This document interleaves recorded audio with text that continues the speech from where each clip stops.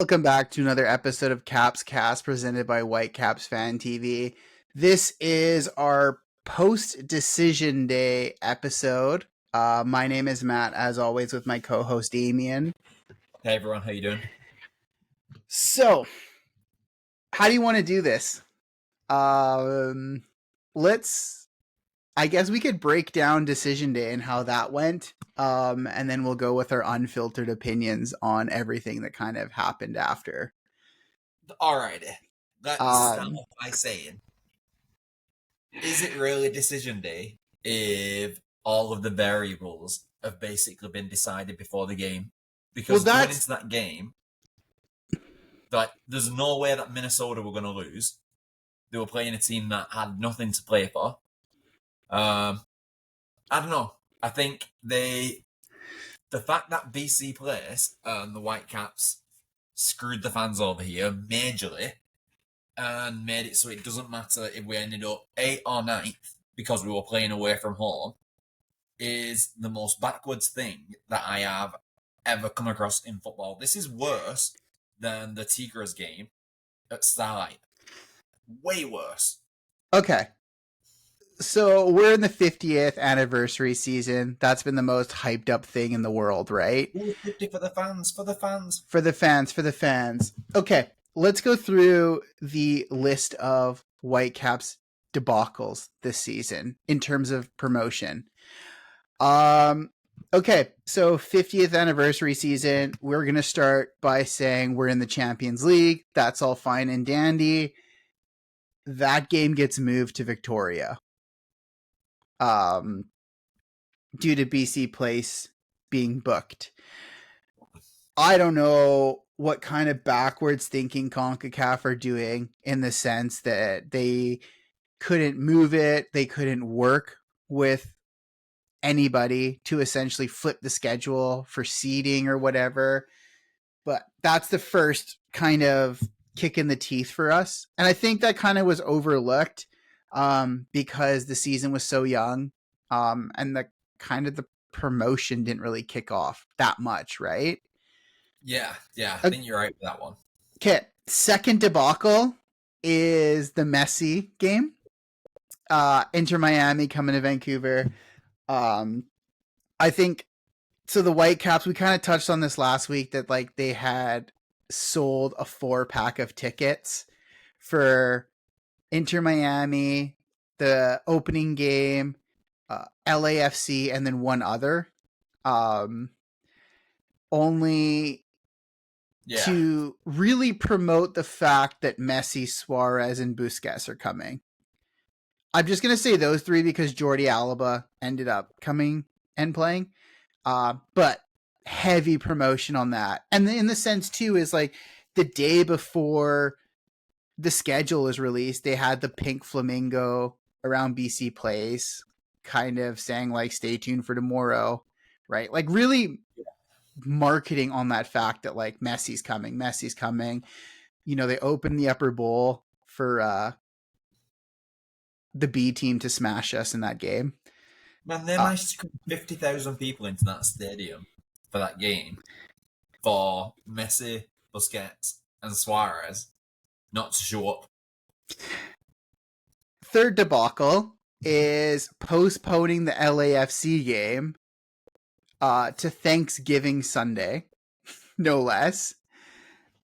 Coincidentally, that's also included in your 4-pack of tickets if you bought them at the start of the season to go to your Inter Miami game.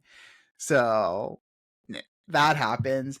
And then the last icing on the top of the cupcake of the 50th anniversary season is the Whitecaps now clinching the 8th seed play-in game, and which normally would be a home play-in game, is now away in Portland due to something being booked in BC Place 18 months ago, is what I'm reading online.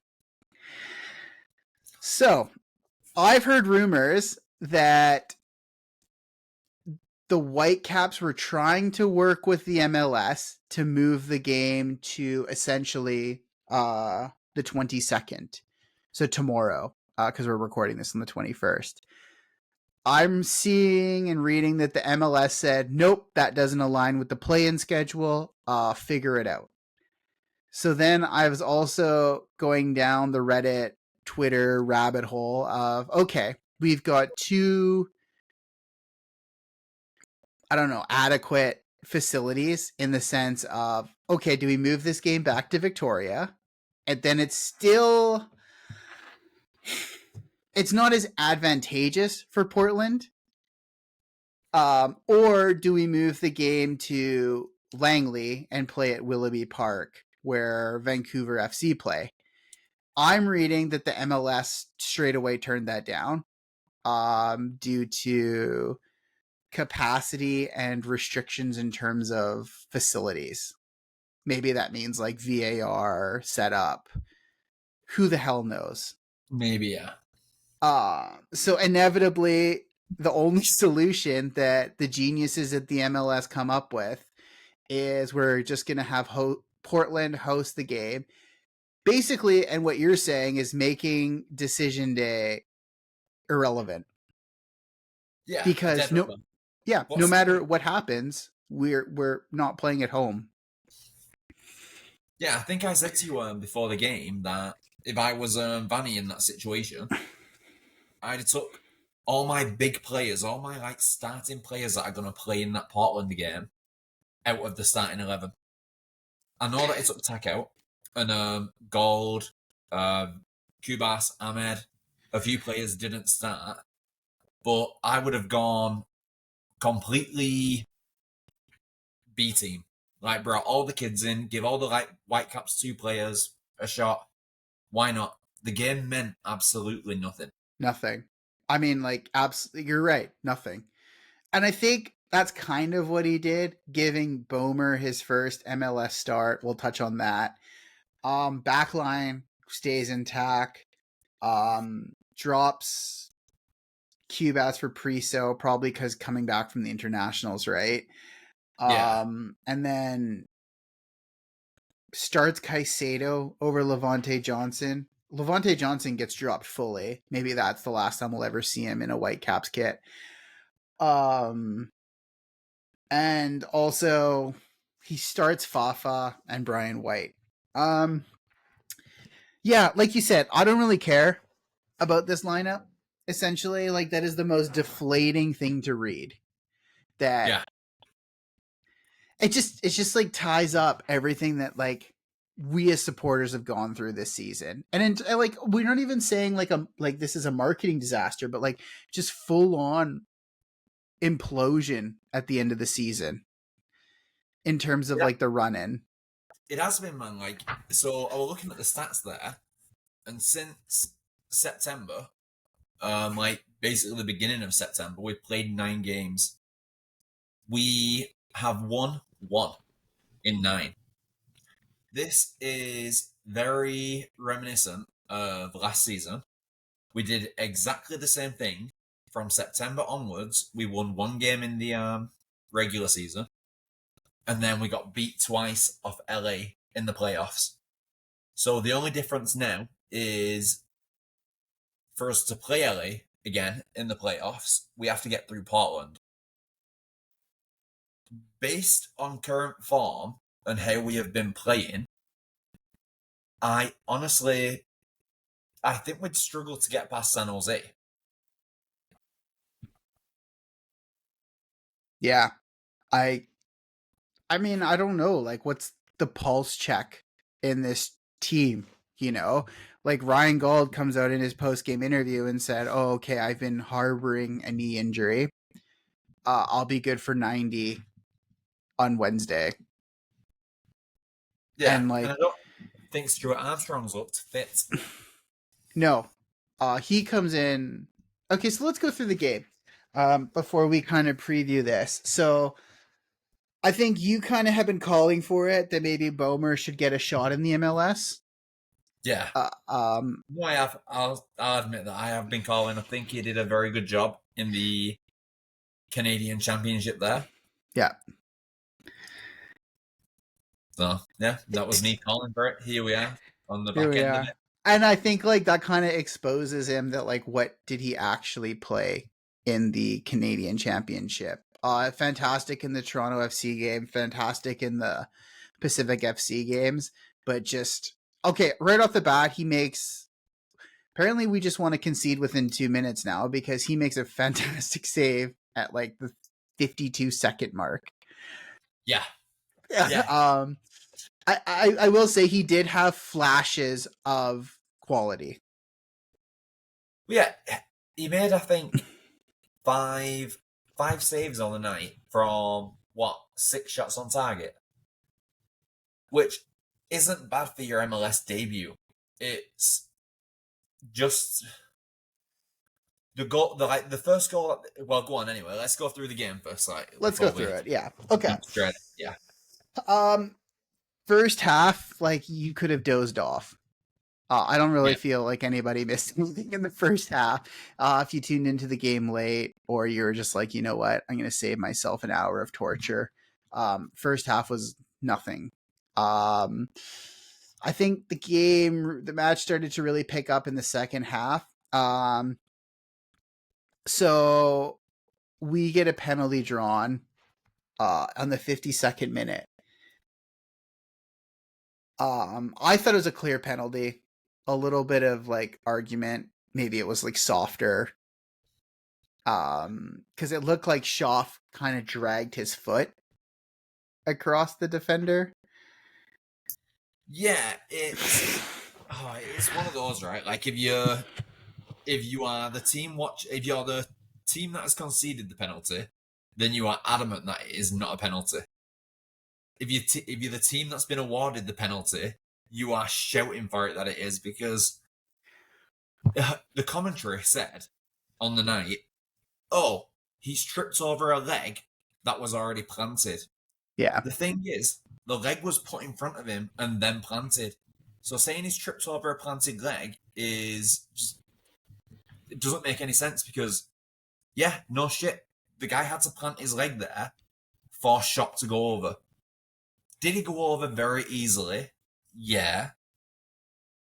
And it's just one of those where, like, he could have avoided the tackle is the thing that I think they looked at. Would have been fairly easy for him to avoid that foot. And yeah, maybe that's why they rescinded it. But you've seen them given all season in this league. So when it goes against you, it's a bit of a kick in the teeth. Yeah, I agree. And then this is a very, very coincidental moment. So Fafa steps up to take it. Fafa has a clause in his contract that if he's at 12 or something goal contributions, we would essentially pick up his option for next year. So I believe he's on 11. So Fafa makes this penalty. We pick up the option. He's a Whitecaps player next year without any sort of hassling, you know? Yeah. He proceeds to think he's playing American football, and skies the ball. Yeah. So did he do it on purpose to avoid triggering a 1-year extension, or was it just a very bad penalty? I wonder. Like, that's a question, really, right? I mean, there's only one person in the world that knows exactly what happened. And Fafa's not on our podcast, so we can't tell him. He can't speak to it. But like, holy fuck! So it's like, okay, you're sitting there like, okay, you should, in theory, just slot it, and then he's a Whitecaps player for next year. He doesn't need to worry. No, he fucking skies it, and trots back down the field. For me personally, I am kind of happy that his extension wasn't triggered. I think he's done a very, very good job, but he's 32, I think, 33. So he's getting old. He's getting older, let's say, for an attacking player. And I think there are younger and better players that we could have in them positions. Man, it's kind of ironic that you say he's an older player, seeing he's 3 days older than me. Is it? There you go. Fossil. Yeah, so he's 33. Yeah. Okay. Yeah, but you know what I mean, right? Like Yeah, no, I know what you mean. Player. Like that's the age when you're gonna start slowing down a little bit. Your legs aren't gonna give you as much. To play high level attacking football as a 33-year-old adult, yes, you can't play it. And that's coincidentally what he's needed to be, is a high level attacking forward. Okay, so either Vanny chimes in through the assistant's AirPod that he just like loves to wear when he's managing, because Vanny's suspended. Double sub. Caicedo, who I thought was very quiet, he comes off. And then also Priso, who I thought had a quieter game, he comes off as well. Man, I'll be honest, I didn't even realize Caicedo was on the pitch. Yeah. Until he went off. And Priso, it's quite a shame for him actually, because I thought he had such a great game against LAFC last week. And then this was just an absolute shocker on his part. Yeah, 56% passing. Yeah, like that's ridiculous. Like you're the holding midfielder sort of thing, playing in that deeper like kind of role. You're kind of responsible for distributing the ball. If the ball is being played through the midfield, it is going to come through you. And with him not pulling his weight and having a very bad game, it means that Berhalter has to pick up extra slack. And I don't think that's fair on him. No, and I actually think Berhalter had a very solid game. I agree. I think he just put in an absolute shift, but it's hard when everybody around you is kind of dragging their feet. Yeah. I even think Schott had a bad game. I think there might have been something there in the back of the players' minds that was, this game is worthless. This game means absolutely nothing. And I don't disagree with that. It does mean it meant absolutely nothing. This was essentially just 90 minutes of fitness. Yeah. I don't disagree with you at all. That like this game meant absolutely nothing, in my opinion. No matter the outcome, okay, maybe we do have this glorious comeback. Minnesota loses. Next thing you know, we're up into 7th place. We avoid a play-in game. But I think going into this game, the Whitecaps had accepted this 8th place finish, that the MLS, I'm going to say it was the MLS, because until the Whitecaps come out and said, no, we decided to move the game, which I can't imagine anybody in that front office said, yeah, let's move it. No. Like, I'm sorry. I don't think anybody employed by the Whitecaps at this moment would have come to anybody with a decision and say, hey, let's move the game to Portland. And if they did, they should be fired. Yeah. Yeah, it blows my mind. So I totally am under the impression that that the Whitecaps were defeated in the sense that the MLS has kind of screwed them out of this home field advantage situation. Yeah, and I do think the MLS is very, very set up to favor the American clubs anyway. So it doesn't strike me as, let's say, surprising that they would do something like this. No, and I mean there's flexibility. Like, come on, I know there's flexibility. Yeah. If you're saying that the game can't be 1 day earlier and they'll hold off moving the fucking dirt in, like, you're telling me that they needed that day, 1 day?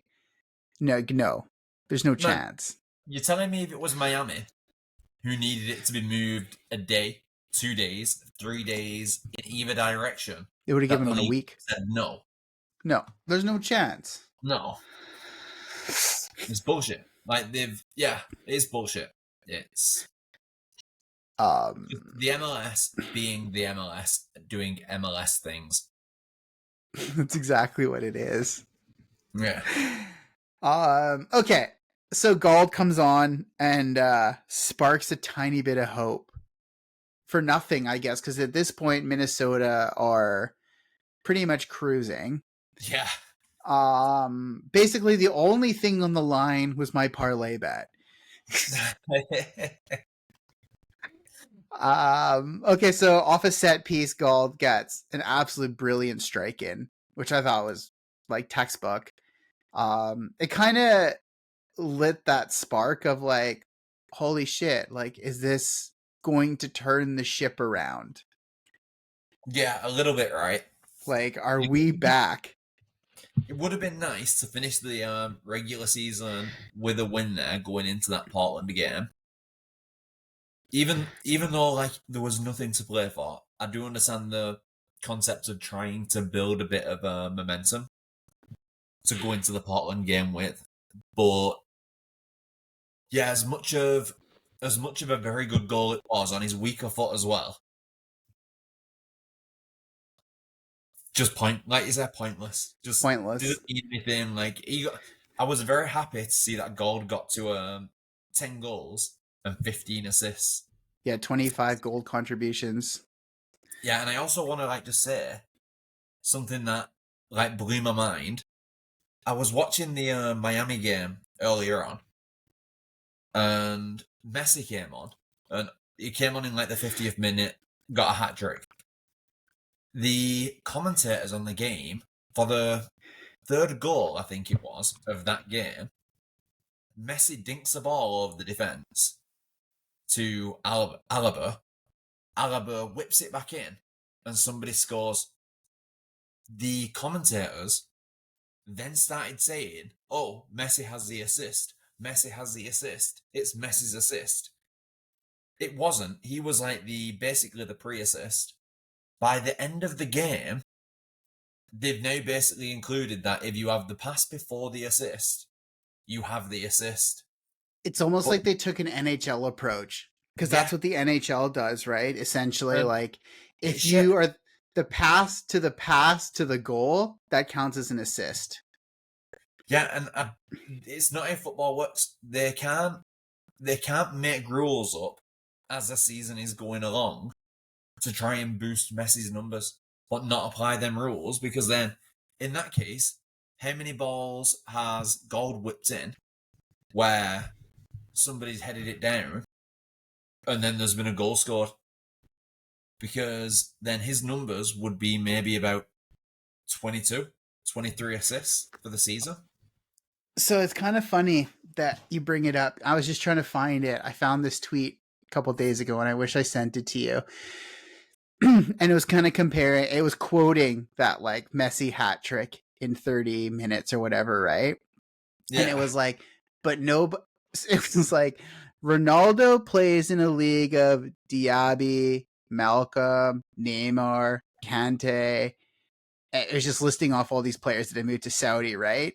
And it was like, and so it ended up this list and saying, and nobody gives him credit. Messi plays in a league of where people from Kansas City who work at McDonald's also play in the league, and we're celebrating a hat trick. Honestly, that's the thing, right? You're playing in a league where there are people who you are playing against that are earning the minimum, the minimum wage that you're allowed to earn, like the 89,000 a year, and Messi's earning basically $1 million a week. That I saw something the other day, actually, and I know we've gone a little bit off subject of the Whitecaps. What did I see? Let me just have a look. I'm also going to plug this too really quickly, because there's a lot of stuff on your Twitter that I always just laugh at because you're so delirious with like United facts. But the one thing that I thought you were spot on with is that that they stacked a team of 4 of the best players in their position and high-ranked Argentinian youth internationals, and that that's what you're calling impact. But impact would have been delivering at PSG, not bossing the MLS with your Barca friends. I thought you were spot on with that. Yeah, like them coming out and saying, "Oh yeah, he's had such an impact going in because Miami were ranked the bottom of the MLS." He joins when they're ranked bottom of the MLS and now they're ranked top. It's not impact. Like, you did fuck all at PS. Sorry, you did nothing at PSG while you were there. Like, that would have been impact. Going to PSG, winning them a Champions League, would have been impact. Where you can say, "Yeah, I'm the best player in the world." Coming over to the MLS in a team, where you've got Jordi Alba, who, let's be honest, Jordi Alba are probably still getting to most of the top 15 teams in the top 5 leagues, realistically. Yep. Busquets, a hell of a lot of teams would take Busquets. Most teams in the world would take Messi. It's, I don't know, like, it's not impact. It's not. No. It's not. It's just. It's basically fucking starting a new season on Football Manager. Just putting a cheat in where you get all the money in the world and just buying all the best players and just like watching your team dismantle everything that comes away. I just thought you were spot on with that. Like, I don't know. But anyway, enough about Miami. They're probably going to win the MLS Cup. And it is hot take. I don't think they do. I suppose it all depends. Like, if Messi gets injured, there's a game on AstroTurf somewhere. Okay, so I mean, we'll come back to this, but let's do this in the forecast of the MLS playoffs. But let's finish off the Whitecaps game here. Yeah, my apologies for getting a bit sidetracked, but no, because I've got a lot of points to make. Okay, so then I guess basically we concede really 2 quick goals, 73rd, 82nd minute. It is what it is. This is a pointless game. Is there anything you kind of want to touch on this, or are we gonna kind of move on to like this preview of what's to come? No, I think I just want to say, like, that team that they put out, I know it wasn't our strongest team by any means. I think Adekugbe had arguably the worst game that I've seen him had. The fact that he stayed on the pitch for, I think it was a full 90 minutes, like, blew my mind. He was dreadful. Like, nothing he did worked. It was, arguably his worst individual performance of the season. And he needs to be dropped. For the Portland game, he should not be on the pitch. He is a liability. He slows the game down. He doesn't look to beat his man. Honestly, it's horrible to watch. Which sucked, because I was very excited that we signed him again. So I had a lot of high hopes. That being said, I do, out of the 2 that came, like, I did rate Larea higher. Oh yeah, for sure. I was excited for this like homecoming of Adekugbe. I actually think he's being played out of position, and that's why it's kind of showcasing how poor his performance is. Because he should be starting on the bench. I don't know. Like, is he meant to be a wingback? Is he meant to be a midfielder? Like, there's no clarity. When he was in Turkey, he was a left back. He was, I mean, I don't want to draw the comparison, but I think he was almost like a Luke Shaw left back, where he could kind of carry the ball up to midfield, but that's really it. He's not looking to make big runs. He's just trying to like progress the team up the field, you know? Yeah. I think Vanny is playing him in this wingback position, not even like a wingback, almost like this like left holding midfielder that's also an attacking midfielder. Yeah. I think Vanny's playing him out of position personally, and I think if we were to see him as a true left back, I think our opinions would change on him. And when you're played out of position, it's going to really expose how poor your performances are. That being said, then, the club should never have bought him. Because in his true position as a left back, it's not a Vanni player because Vanni doesn't play a left back. True. So it was a mistake on the club's part for even buying him. Maybe there was a little bit of like the marketing behind that as well, thinking we're bringing a Canadian international back. Well, he also homegrown. Yeah, homegrown, right?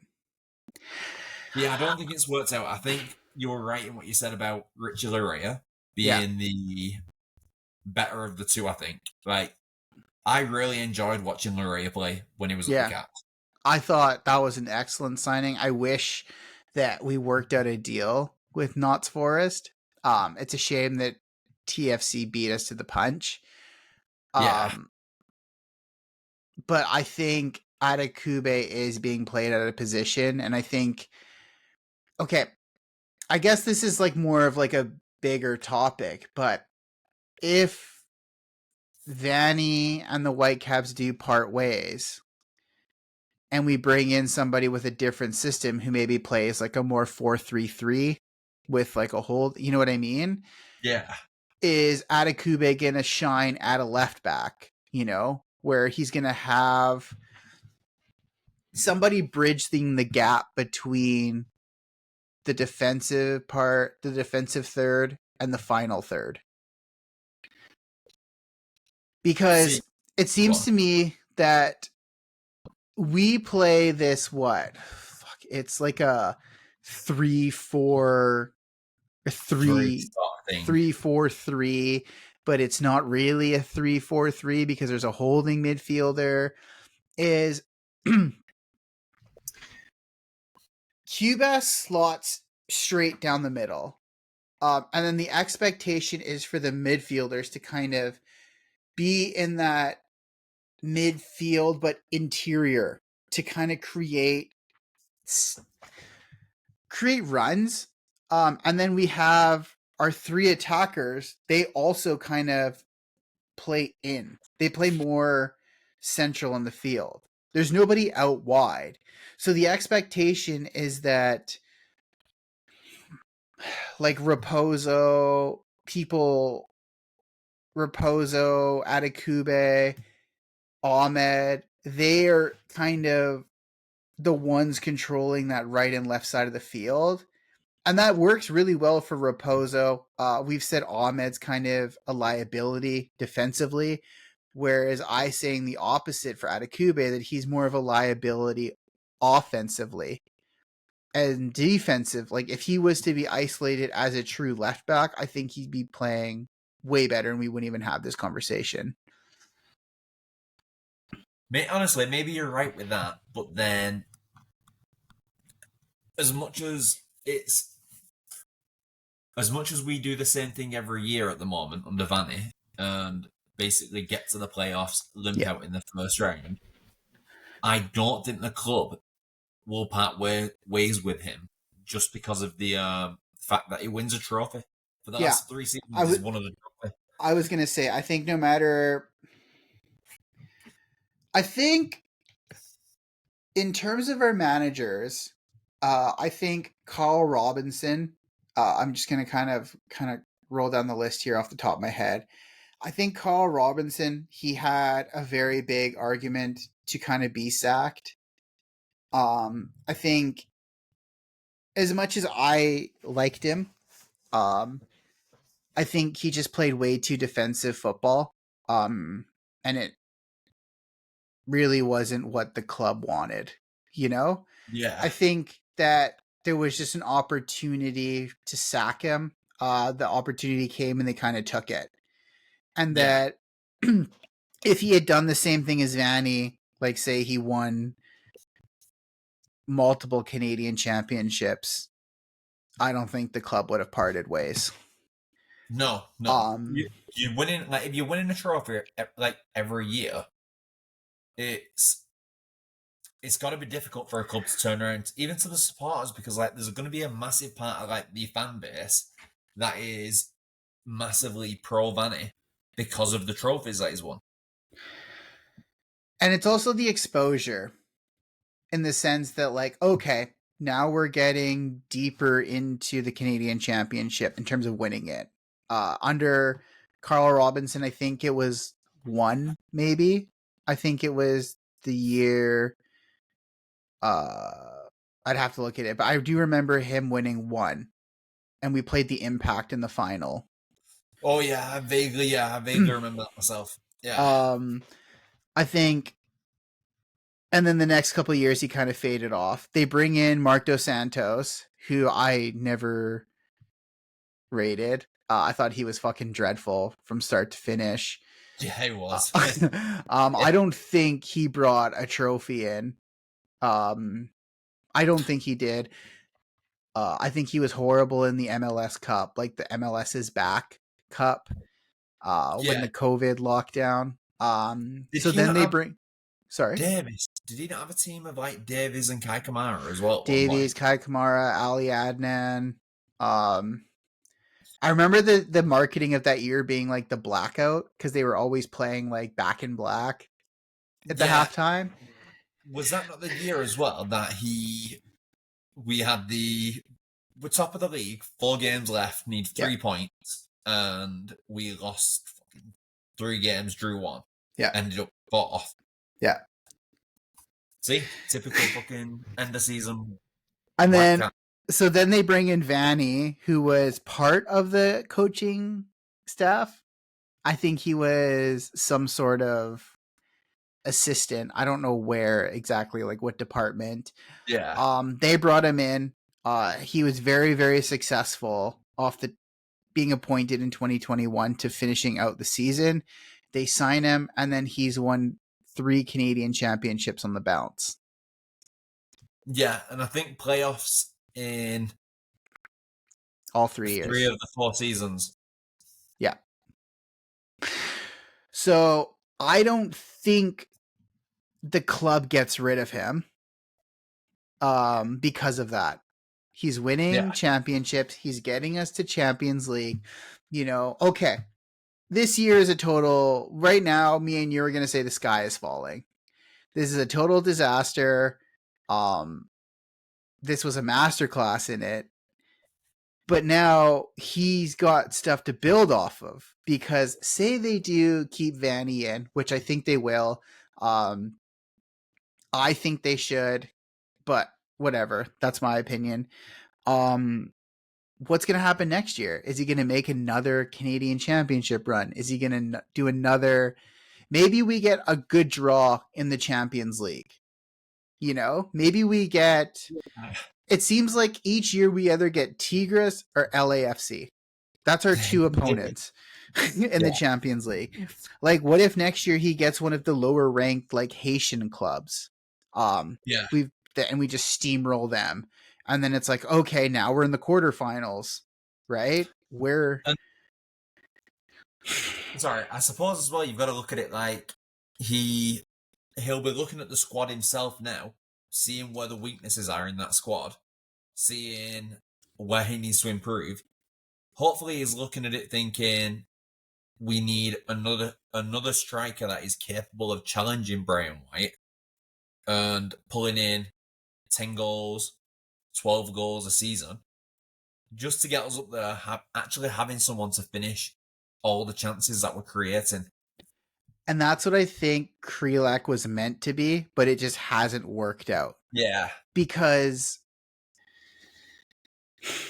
I think me and you have always said is that, like, what the best form of the best form of a striker is a league proven striker.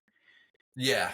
Yeah. Someone that can do it in the MLS. And I think that was the thought behind Kreilach. It was probably a low risk, low reward, like low risk, high reward situation that just hasn't worked out. Yeah. I think maybe that's also what happened with Adekube, is that Vanny thought he could play him as a wing back because he does have speed, you know, he has played at a higher level. So thinking that he's maybe a bit more adaptable and Yeah. finding out that, okay, maybe it hasn't worked out. Yeah, I agree with that. But yeah, so I mean, who knows, right? So okay, so like kind of like we're way off topic now, but Yeah. but let's kind of reel this back in here. Is okay, so now we have this play-in game against Portland in Portland, which is the worst decision the MLS has made in terms of scheduling conflict. A lot of support that the game should have been in Seattle if we were that desperate. Yeah, neutral ground sort of thing, halfway. Yeah. But yeah, they give the game to Portland, which is interesting. Yeah, I see. I sort of understand it if no, you know what? Like if we haven't got another stadium up here in Vancouver that is capable of doing the VAR and all the things that are required. That's also me guessing. I don't know. Like, I'm sure there's an Ethernet cord we could plug into. I'll set up Wi-Fi. Like, no, but it's like the actual technology they've had to build. I don't know how it works if they had to build something into the actual stadium to do that sort of stuff. Yeah, I don't know. That's also me guessing that's why they shut it down. It makes sense that might be the reasoning behind it. Yeah, because I know that when we've done games at Starlight, like with the Pacific FC, like they were kind of saying, "Oh, there's no VAR." Yeah. So yeah. So I kind of understand that. Moving it to Portland, we're pretty close to Portland, so I get it from that sort of perspective. But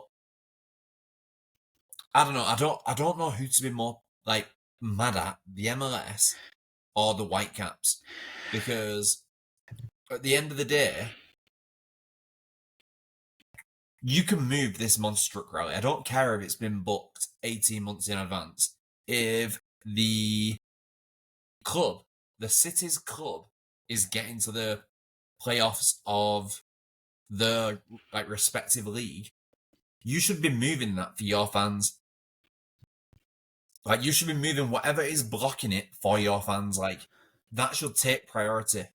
Like if it was a Canucks and there was like this was happening at Rogers, they would move whatever was happening at Rogers by a day. So that's what I don't get is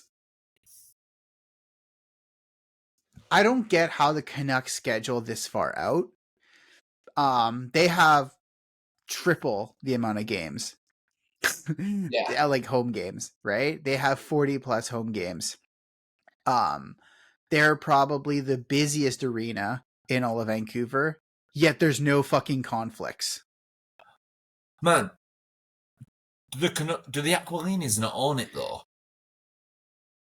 I don't know who owns. They own the stadium, right? Potentially. I think maybe. The city of Vancouver own BC Place, right? Yeah, the city or okay, yeah. So the Aquilinis do own BC or Rogers Arena. You're 100% right. There's no scheduling conflicts, mate. Because if there's anything that they've booked, they just cancel it. They just cancel it because they know they're moneymaker. Yeah, this is a thing, right? This is why, like, this is a massive push for why we should have a stadium for the club. Like, we shouldn't be playing in a rental house. Like, it's not. It's crap. It's kind of funny because, like, after me and you talked about it, whenever I did some digging in this weekend, and that who's Greg Kerfoot? Kerfoot, yeah. The majority owner of the Whitecaps, is that he was the one that proposed this waterfront stadium. I sent you that article that the Whitecaps posted years ago, 2012, whatever, saying that they were going to work with the trades union. I'm curious if this is a Lenarduzzi thing. If he's the one that's negotiated the contract with BC Place and kind of said, you know, maybe Kerfoot's wasn't as involved in front office things. You know, maybe he was just like I mean, owner, like a silent owner, like, run the club. You guys deal with it. I'm here if you need me. Yeah. I'm wondering if this is a Lenarduzzi blunder because he's the one that signed the contract with. I looked at the company; it's called Pavco. They're one of the owner operators of BC Place. Okay. I don't know how much time's left on the lease. I think at this point we can expect no football only stadium in Vancouver. But I agree, you're 100% right. This is why there should be a push. Is that if say it doesn't even have to be central Vancouver. Say they do move it out to like outskirts Burnaby. There's honestly anywhere. Like anywhere. It doesn't matter. Yeah. So I don't know. It's just interesting to me that I don't know who to be mad at. I think you're right. I think I'm leaning towards the MLS. Is that the MLS should have all of this December 31st, 2024. They should have the entire 2025 schedule laid out. Yeah, no, I know what you mean. And they should say, hey, here's your guidelines. Here's your days. We're not going to release this because maybe we're going to tweak some things, but we're going to do all of our playoffs these days. Expect your home games here and book your arenas. Yeah. Because I can't imagine that. I mean, fuck, maybe they do, but all of the MLS teams do. Maybe they own their arenas or they're not shared facilities. Yeah, I think, I don't know. We'd have to look into it. That's like something that we'd have to actually research. I think the only one that, like, off the top of my head, I think the only one that's shared would be Seattle because they would share it with the Seahawks. Atlanta would share it with the Falcons. And New York FC would share it with the Yankees, but they're building a stadium. Oh, okay. Yeah. So it's like, why are they not coming out and being like, hey, here's all the dates for 2025. Please book accordingly. Yeah.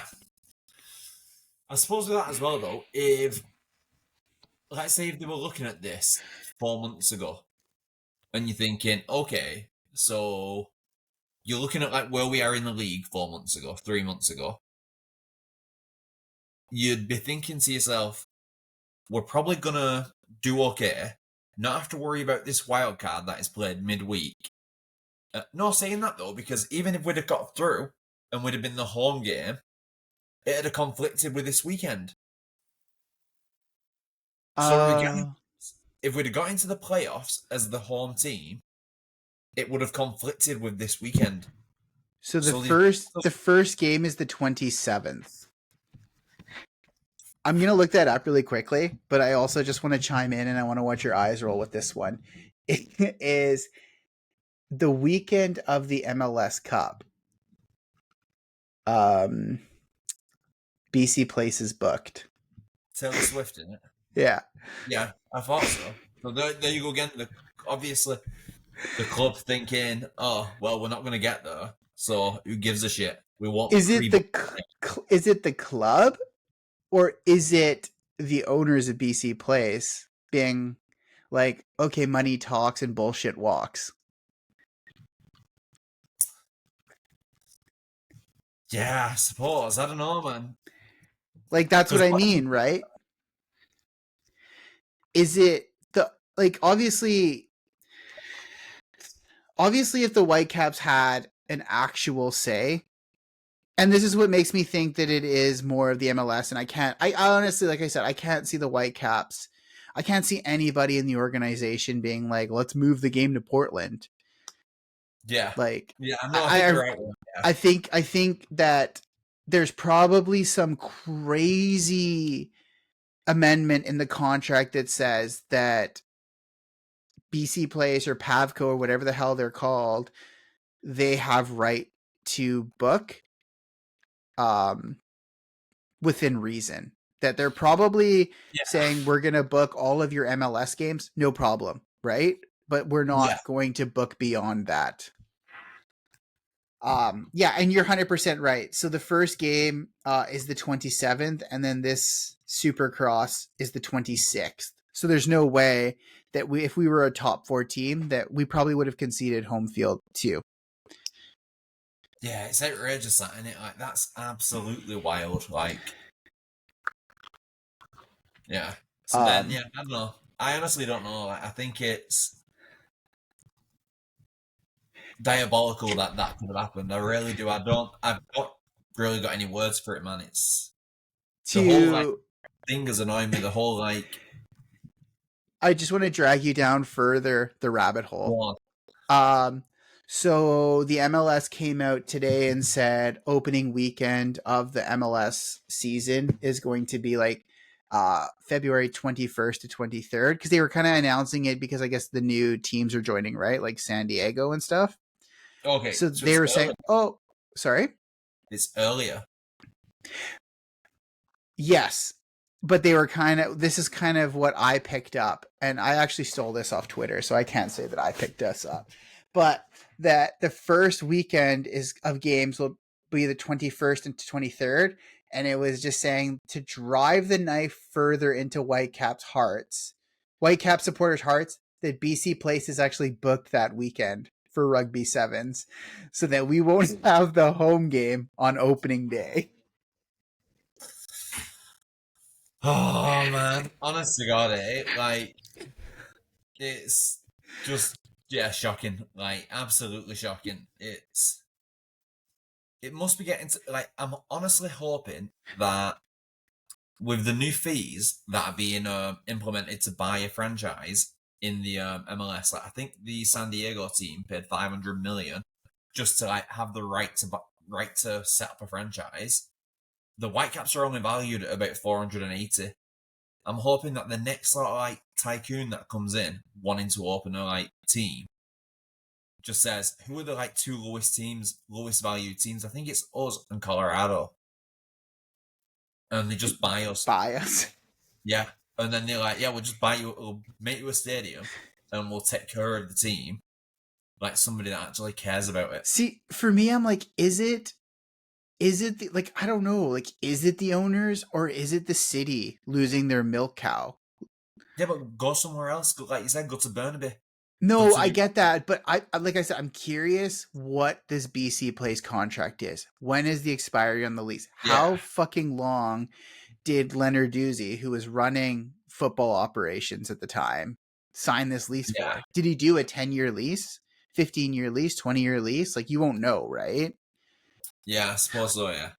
So I'm like, I can't see. I really, like, as much as I've read about like Schuster and read him about his interviews and stuff, is that like I can't see him saying like, yeah, this is a great deal.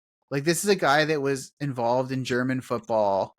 He kind of knows the draw. He probably sees the profit statements from games being like, we have to give half the gate to BC Place. Yeah. Like, if that was me and I was running football operations, I'd be like furious seeing, say, I don't know, like say with 20,000 tickets at $40, you know what I mean? Yeah.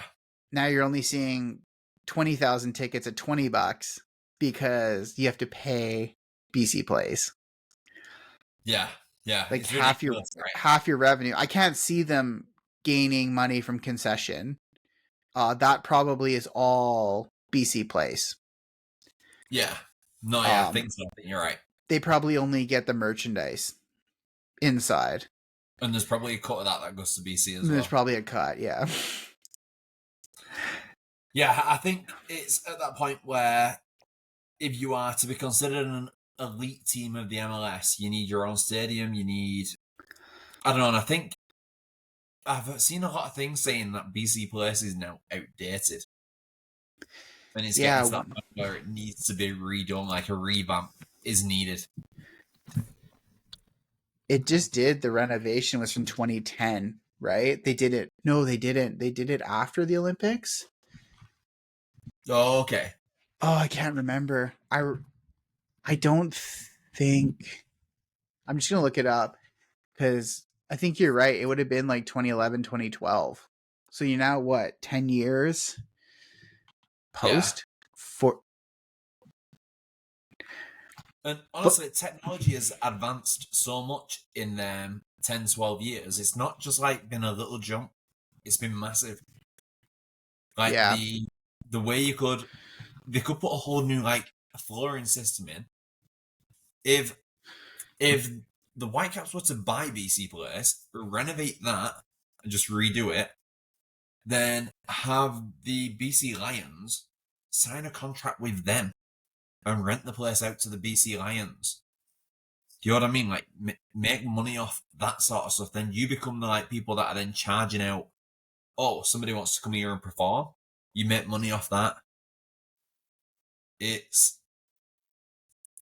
probably an expensive setup cost, but in the long run, it's got to benefit everybody involved, the club and the investors and everything. So I'm just looking now too, is that work started after the Olympics. Okay. And it was completed around 2012. I don't know, because now it's saying that the Olympics were... You know what? Anyway. I'm not sitting here looking at pictures of BC Place. I get it. Okay. So basically for us is we have the game on Wednesday, which is 2 days from now. And that's going to decide our fate. Whether... So if we get through the game against Portland, I say this if because of form. As a Whitecaps podcast, we are fully back in the club. What our individual opinions matter is irrelevant right now. We get a date with LAFC. Again. So game 1 would be in LA. Quick turnaround. It's actually on October 27th. Okay. Yeah. So what's that? 4 days? Yeah. And then that's a guaranteed best of 3. So at the minimum, we might see the Whitecaps at home on November 3rd. Okay, so do they play the first 2 games away and then the last game at home? So they play the first game away. Away, home, away. Yeah, so away, home, away. Okay. But I mean, that feels like a stretch at this point. Yeah. Knowing how good. Like, I'm hoping that they can pull something out of the bag here against Portland that we've not seen in the last, 2 months? Yeah. Just an absolute blindsiding performance where you're going to have, for me, what should be your best team starting, because you should have Adaku. No, good God. Ahmed starting, maybe even Raposo starting on the other side there. And then a midfield 3. Or a midfield 2 of like Stuart Armstrong and Cubas. Ryan Gold, Brian White up top. And then whatever combination of the back 3 you want with Taki Net. It's a good side. It's a good squad. Yeah, I think we see... Okay, my 11, we can quickly do this before we hit the hour mark. My 11 is going to be Blackman, Veselinovic, Laborda. Then I would have Raposo and Ahmed as those like wing back, whatever you want to call it. I would have Cubas, Armstrong, Vitae. And then I would have Brian White and Gold up top. Okay, mine would be very, very similar, I think. I'd probably go Cubas, Berhalter, and Armstrong. And hopefully have Cubas good enough to just sit back and sort of become that part of the back four needed. Yeah. And then with Berhalter's athleticism next to Armstrong, who's probably a little bit slower, being a bit older. Legs won't be as fast across the ground. Having him next to him, I think, would work out quite nicely. And then, revert back to that Gold and Brian White up top. Like, Yeah, I think what you have worked to. so well last year. I think you have to. Like, it was perfect last year. Every game that they started together, it was kind of like, oh, one of them's going to do something. It'll be a goal or assist for one of them. See, I would argue that I would have Berhalter come on in the 60th minute for his distribution. Yeah. I think on tired legs, Berhalter is very, very good on the counterattack. So I would say I would just have Vite out there as like kind of like your workhorse. Yeah. No, that's fair. But I mean, who the fuck knows? We might see some Willy Wonka lineup on Wednesday. Yeah, who knows? Priestlaw might start and Adekube might be on the pitch. Fucking Bulmer in net. Who knows, right? Vanny might just be like, I'm done. Nah, he won't be done. I feel like you're going to have to drag Vanny out of the club. Yeah, I agree with that, actually. All right, well, I guess that's all from us then, hey? We'll kind of figure it out. Maybe we'll have another episode this week, depending if we get through or not. I don't know. Yeah, I think so. Maybe, yeah, because the next game will be on Monday, right? So Sunday, Monday. Okay, yeah, let's see what the result is, and then yeah, maybe we'll try and do an episode Thursday, Friday before to hype up for the Sunday. weekend gets here. Yeah, we'll take it in stride. But I guess that's all from us. We're right around the hour mark, so this is perfect. Alrighty, good night, everyone. All right, we'll sign off. Thanks for listening to another episode of Caps Cast presented by Whitecaps Fan TV. You can find us on Spotify, YouTube, TikTok, and Instagram listed below. Don't forget to like, share, and subscribe for more content.